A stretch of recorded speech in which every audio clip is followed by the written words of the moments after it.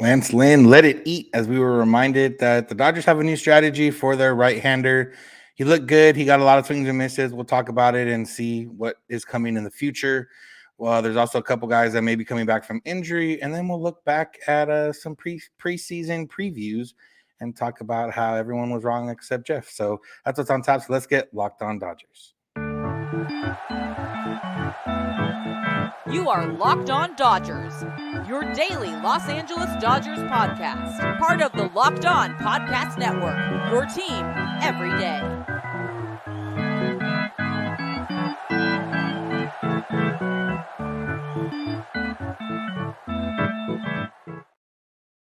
Yo, Dodger fans. Welcome to Locked On Dodgers. We are part of the Locked On Podcast Network, the #1 local sports daily podcast network. Locked On, your team every day. Today's episode is brought to you by Jace Medical. Empower yourself when you purchase a Jace case, providing you with a personal supply of 5 antibiotics that treat 50-plus infections. Get yours today at jasemedical.com. That's JASE medical.com. This is the daily podcast covering the Los Angeles Dodgers, bringing you the smart fans' perspective on our boys in blue. You can find us wherever you find podcasts and on YouTube simply by searching for Locked On Dodgers.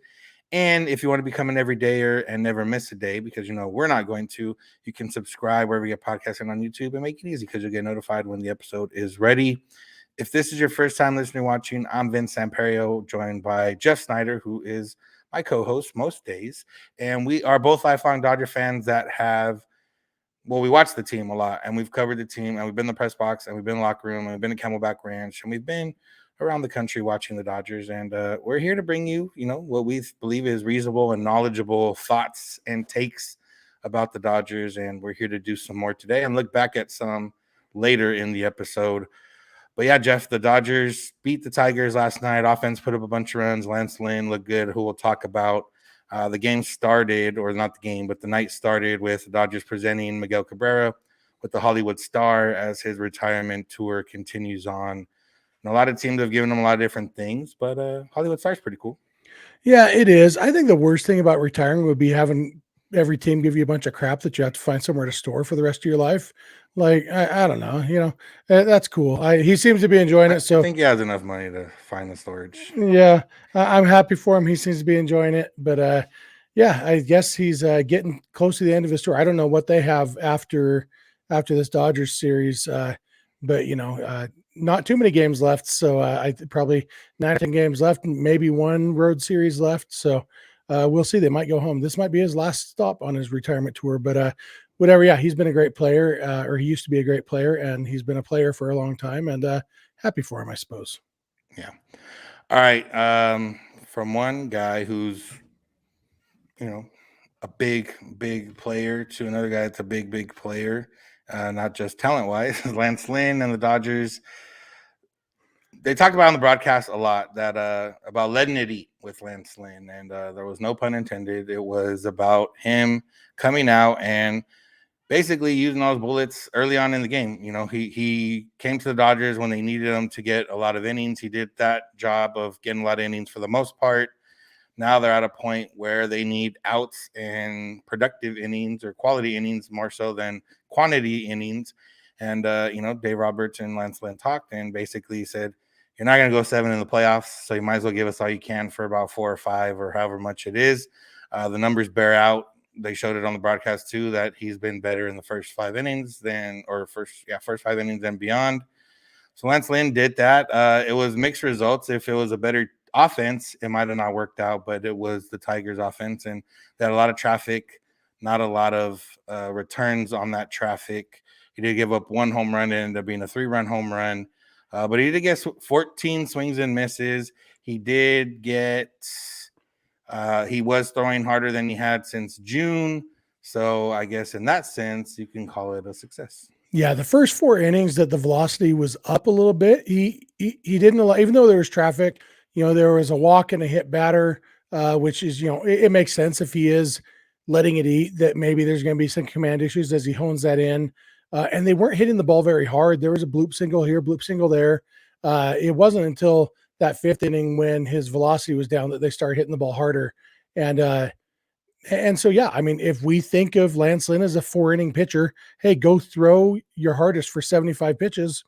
he actually might be useful. The whole I kept laughing every time they used the let it eat phrase, just because the fat jokes are so easy. And obviously Lance Lynn is he's a lot smaller than I am, so I don't mean it any. He's a world class athlete. I don't mean it insultingly, but it reminded me when I was in high school. I think you've seen this before, Vince. I pitched the game of my life my senior year, and against a rival, and I pitched great, and I was so excited because I knew the reporters there. I talked to a reporter after the game. I knew it was going to be the newspaper. I was so excited to open up the newspaper the next day and see what he wrote. And I'm going to pop this up on the screen, a picture of the article that he wrote about me, and I'll read it for those who listen on the podcast. The headline is "Coming Up Huge." And the article starts, "In a game between two teams wanting to prove they can hang with the big boys, it was instead a big boy who proved himself. Jeff Snider, an Elsinore High senior right-hander, is not gifted with the most athletic looking of bodies, but the pitcher who spent the winter as the Tigers heavyweight wrestler proved he belonged with a 5-hit performance in Tuesday's 5-2 win over Linfield." Blah, blah, blah, blah. Oh, I think not gifted with the most athletic looking of bodies is the definition of, what do they call it? Damning with faint praise. Yeah. And so I just keep thinking about that, especially with Andrew Friedman talking about the big boy stuff the last couple of days, and now the big boy coming out. And it was a big boy who proved himself. So, he doesn't have quite the stuff that the younger big boys have, but I think this version of Lance Lynn could be serviceable as a, throwing the first 4 innings of the 4th game of a series. Yeah, like I said, the swing and miss stuff was there, which is something we had talked about missing a little bit. He got 10 of those 14 swings and misses on the fastball. He was working up in the zone. So that was good to see. And like you said, it's one of those where it seems like it's going to be Bobby Miller's the only one that really has, kind of free reign to go 5+ innings, and everyone else, they're just hoping for 3 to 4 good innings and patching it all together. So I'm interested to see how that goes. Lance Lynn, also, after the game, also said he's been working on different pitch grips and things of that nature since he came to the mechanical and grip adjustments since getting traded to the Dodgers, and now he's starting to feel comfortable with that. So hopefully that means, probably got 2 more starts. We'll see a little bit more comfort with that, along with this newfangled, method of throwing hard as you can for a few innings. And maybe we'll see him look even better. It's going to be tough to kind of gauge it over the last couple of weeks because they're not playing any great offenses. But, again, that in that first round of the playoffs, they might not play a great offense either. So it could help out. Yeah, absolutely. And like you said, the Tigers are not a good team. They do have some solid hitters, though. They just got done sweeping the Angels. And, they're not a terrible team, but they're definitely probably not as good as, we know they're not as good as whoever the Dodgers are going to play in the NLCS, and probably not as good offensively as whoever they play in the division series. And like I said, the rest of the games after this series are against the Giants and Rockies, and the Rockies are a bad team, although Rockies probably have a better offense than the Giants at this point, even though the Giants are a better team overall. Yeah, and so it's the Rockies and Giants the rest of the way after this, the last 11 games of the season. So that'll be his last 2 games. I assume 1 against each. I haven't actually looked at the calendar to see how the starts line up. He could get 2 against the Giants, actually, maybe, which would be better, honestly, than 1 against the Rockies. So because I think they're in Colorado, right? Yeah, can they just forfeit those 3? Yeah, it's 4. They have a doubleheader one of those days. Yeah. Let's just, I don't know. They have a really good chance to get to 100 wins all of a sudden, though. So, don't forfeit those. I think the Rockies 3.5 back of the Braves now, too. Yeah, the Rockies should have to forfeit those games as punishment for playing in a place where no baseball should be played. Yeah. The Dodgers offense has been playing as if they've been playing in Coors Field. They've averaged 6.9 runs in the last 10 games, and then they put up 8 runs last night. So we'll talk about the offense. JD Martinez, Freddie Freeman, Miguel Rojas, who's now a power hitter. So that's what's on top. So make sure to keep it locked on Dodgers.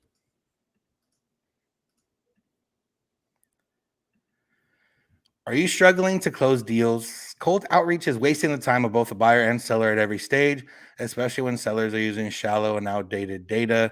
You're not going to win many sales pitches with that, and you can overcome these challenges right now with technology that translates comprehensive, high-quality buyer data into real-time insights. These deeper insights empower sales reps and teams to adopt the habits of top performers, which leads to better outcomes like more pipeline, higher win rates, and larger deals. If this sounds familiar, that's kind of like what the Dodgers do with analytics and everything else that they use at their disposal in order to maximize their effort and make sure the team comes out on top.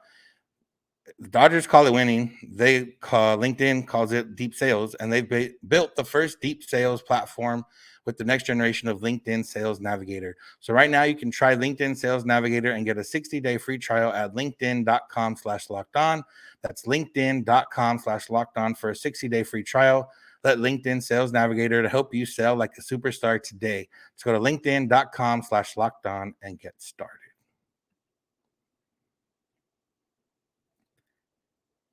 Welcome back. We are here, Locked On Dodgers, wherever you find podcasts and on YouTube. You can come in every day or by listening every single day or as close to it as possible as you can. Make sure to tell your friends and family about us. Remember, SiriusXM can help you out. If you can't watch the game but want to listen with SiriusXM or the SXM app, all you got to do is search Dodgers and you can get the home broadcast for any Dodger game. All right, Jeff, the offense, as I mentioned, put up 8. They put up a graphic during the game. They're averaging almost 7 runs a game over the last 10 games.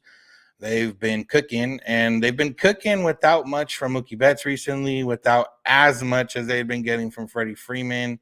And they've been putting up runs. And last night was kind of similar. JD Martinez had a night, 2 home runs. Miguel Rojas had a home run. Freddie did get on the board, and Freddie became a 20-20 guy, 20 stolen bases, 20 home runs. He's close to 200 hits, which I think Mike Giovanna from the LA Times said will be the first baseman in MLB history to do that. So more unprecedented things that we're seeing in this Dodgers season. But yeah, I mean, this offense is starting, you don't want to get too excited, or I don't want to get too excited, but they're looking good and they're getting contributions from around the lineup. And that's really what they're going to need, as we've talked about a lot heading into October.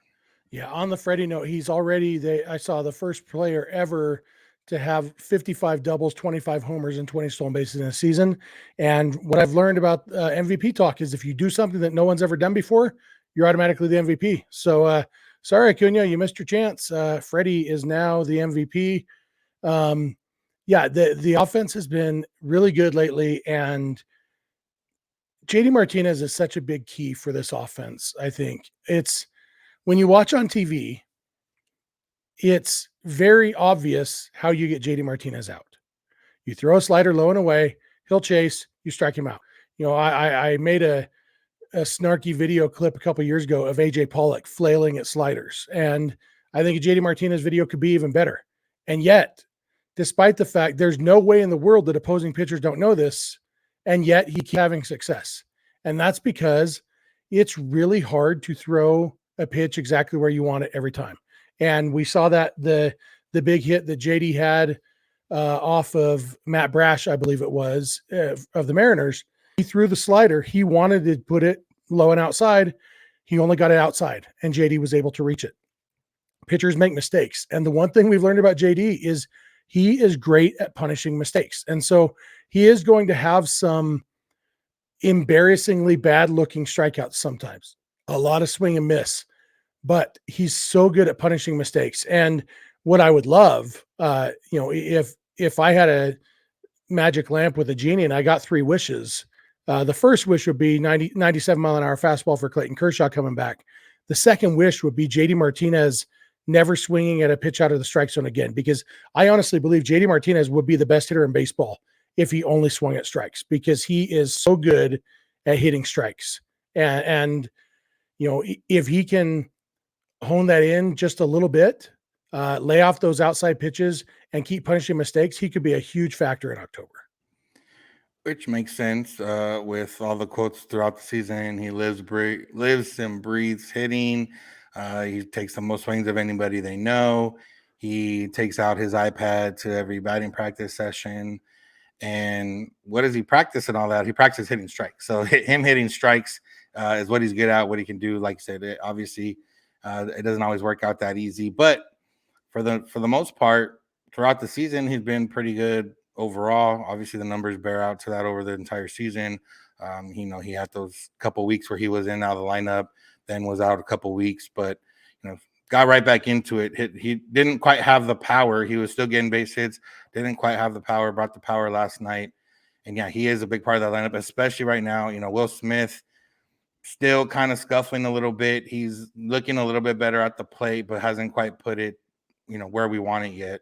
So him being there, along with, like I said, all the other guys that just add contributions here and there, Peralta, Hayward, Miguel Rojas, Kike, Rosario, wherever they fit in, those guys along with, Muncy and Smith and Martinez and Freddie and Mookie, all combines into what this Dodgers offense can be. And as they, continue to play on, and as we saw last night where, Freddie stole second base, they called him out initially, then they called him safe, and then JD Martinez knocks him in, like 2-out hit with that came out of nothing. Freddie Freeman ended up getting on base by the pitcher violation with the clock, stole second base, used the review, called it safe, and then they got a base hit and scored a run.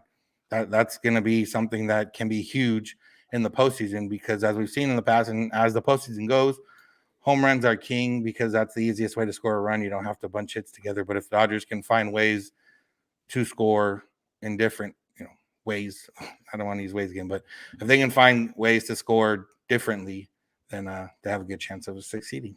Yeah, absolutely. And JD, he's going to end up playing about 115 games this season, and he might drive in 100 runs. It's crazy. He's been so good when he's been in there. Miguel Rojas is somebody else who we probably ought to talk about for him, because basically since August started, he is actually a good hitter. Like we talked about, Austin Barnes is batting over 300s in the last couple months and stuff, but it's mostly empty. He does have a couple homers, but it's mostly singles.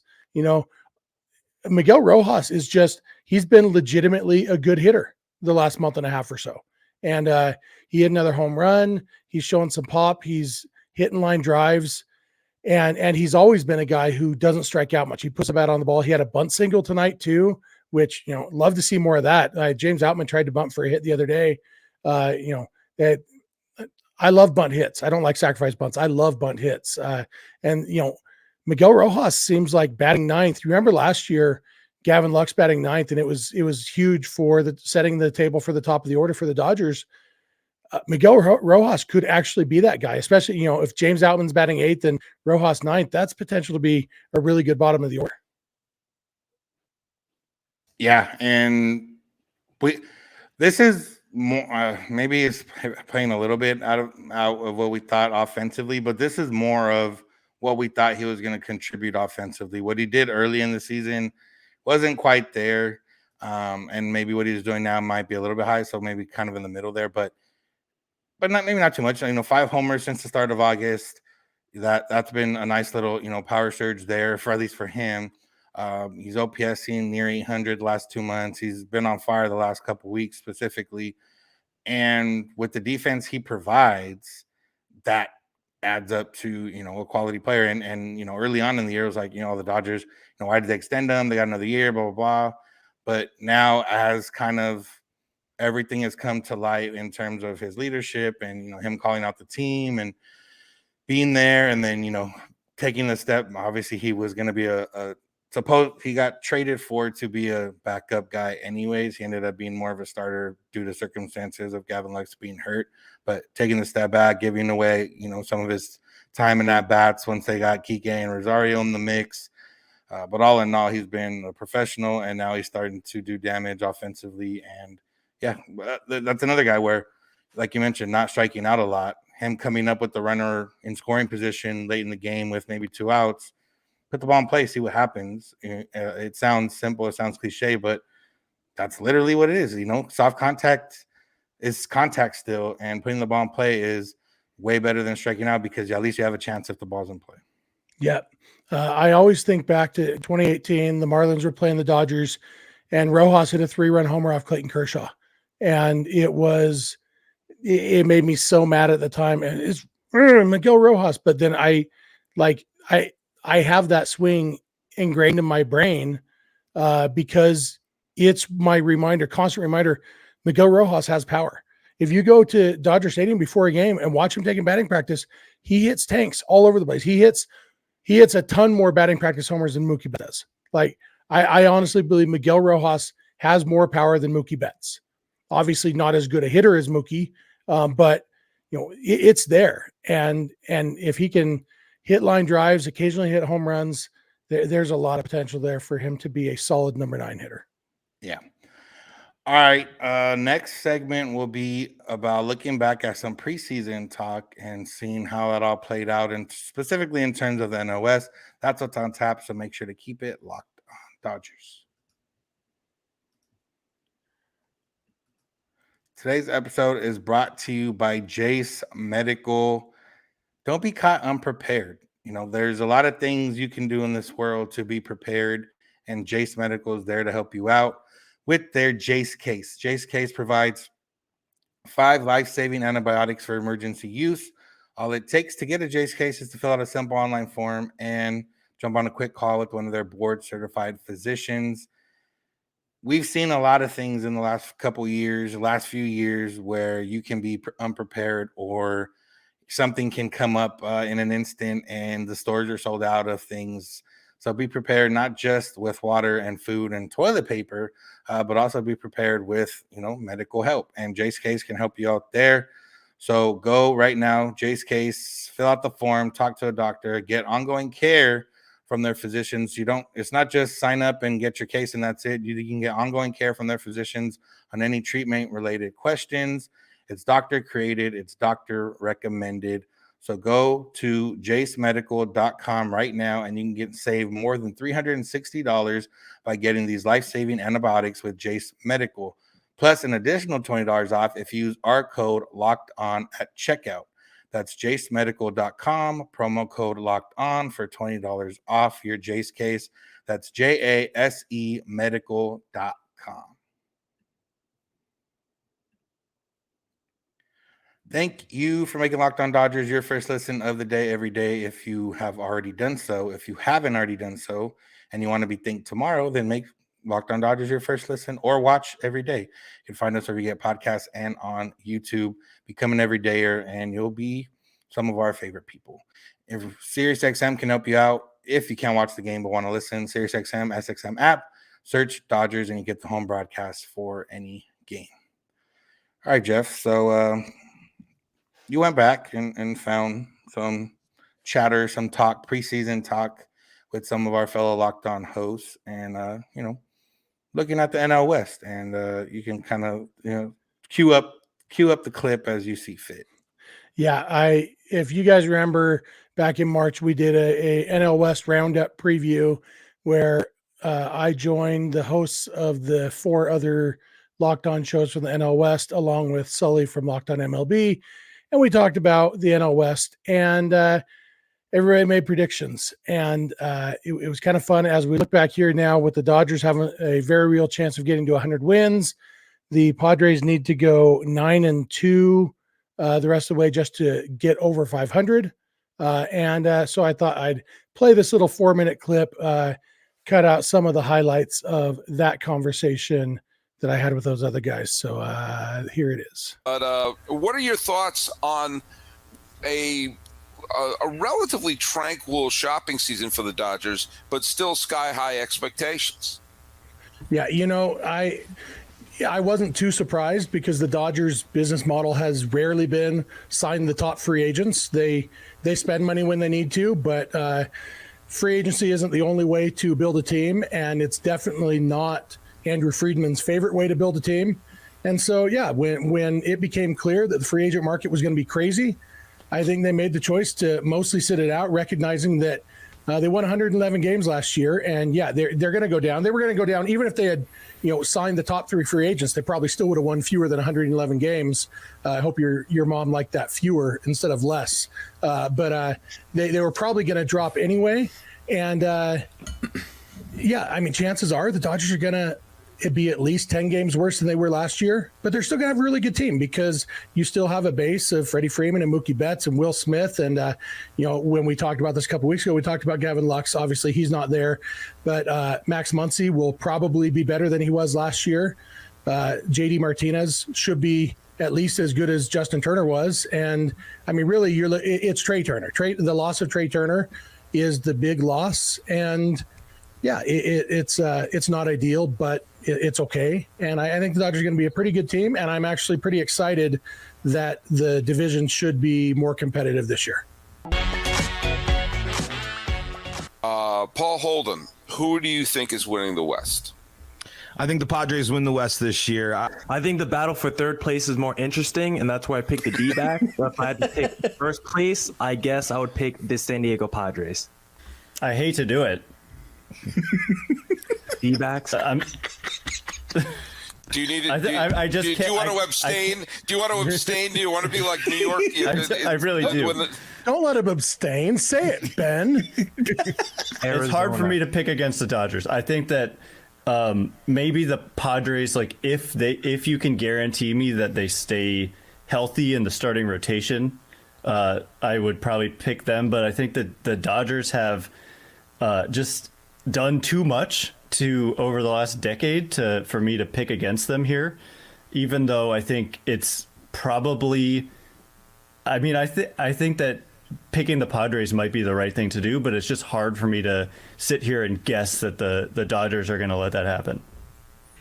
I think I've been thinking long and hard about this. I think I might have to go with my team, the Padres, but I agree with Millard that the Diamondbacks will finish third, and I disagree with Miller about everything else as usual, but all right. No, I do think it's going to be closer. I think it's going to be a good battle. I think ultimately the Dodgers are going to, pull it out by 3 or 4 games. I don't even think it's necessarily going to come down to the last week. I think that battle for third place might come down to last weekend, and maybe Evan Longoria gets to repeat his 2011 magic from the final day of the season. But yeah, I think the Dodgers win in the division, and I think it's going to be close and it's going to be fun. And hopefully the Dodgers actually having to fight till the end of the season instead of getting to play the Rockies for the last 6 games of the season sends them into the postseason a little bit more prepared so that they don't sleep through an NLDS loss this time. See what I have here? See what I have here? It's a quarter. Heads, Dodgers, tails, Padres. All right, let's see it. Padres. And that's how close I think it's going to be. Hey, Ben, will you please change your vote? Because I agree with Javi. I want the lower expectations. You know what? Everybody picked the Padres. Not doing it. Awesome. That's why I did it. You're trying to make it those NFL game day things where every single panelist picks one team. Not and happening. The opposite That's happens. why I did it. That's what he's trying to do, folks. Everything he does is calculated. I'm telling you. I had to leave that last clip in there of Javi, because that was the best prediction anybody made, that we were going to look back and see like an NFL game day where all the supposed experts picked one thing and then didn't go that way at all, because that's what ended up happening this year. I probably had the worst prediction on there, predicting that the Dodgers would win by 3 or 4 games. Turns out they're running away with the division. It's probably going to be easily going to be double digits. And yeah, it's so funny to me. Like, I really did think it would be closer than this, but it was just so baffling to me how everybody jumped on that bandwagon when you actually look at the moves they made. It's like, okay, yeah, they're a good team, but do you really think they made up the 22-game gap that they had between the 2 teams? I didn't think so, and it turns out that we were right, Vince. Yeah, and I mean, you look at the Padres, and I saw a stat today that they could be the first team to finish under 500 with as high as like a run differential they have. But even then, the Dodgers have plus 100, I think over plus 100 more in run differential. So like, even if the Padres were playing to their Pythagorean, they'd be closer, but not close. And even when we saw that reverse standings thing the other day, where if all the 1-run games were flipped, that it would have been closer again. But even that's a full flip. If you put all the one-run games at 500, that's really the record you want to look at. And the Dodgers would still have a 12-game lead on the Padres or something. Yeah, so it didn't work out that way, And we said it the whole time, like, even if the Dodgers are 10, 15 games worse than they were last year, that's a 95-win team. And, that's essentially where they're at right now. They can probably bump that up a little bit more, especially over these last couple of weeks playing the teams that we mentioned earlier. So, yep. And the D-backs might finish third, like we all predicted. Yeah. So that's going to do it for today's episode. Thank you all for listening. Thank you for making Locked On Dodgers your first listen of the day. Dodgers play against the Tigers again tonight. Ryan Pepio will be the bulk guy. Not sure if he's starting or not, but we should be talking about him and talking about hopefully another offensive night tomorrow. You can find us wherever you find podcasts and on YouTube. Search for Locked On Dodgers. Become an everydayer by listening every day. Tell your friends, tell your family. Listen to the Dodgers home broadcast of any game with SiriusXM or the SXM app if you search Dodgers. You can find us on social media, Twitter and Instagram at Locked On Dodgers. Jeff is on Twitter at Snydog. I'm at Vincents91. You can DM Jeff or I if you have any questions, comments, or concerns. You can also send those via email, lockedondodgers@gmail.com, or via voicemail text at 323-863-5625. We're here every weekday morning, and we hope you'll be here with us. When you get in your car, if you're at home, text my device, play podcast, Locked On Dodgers. And remember, you don't have to agree. You just have to listen. Have a good one. We'll talk to you tomorrow.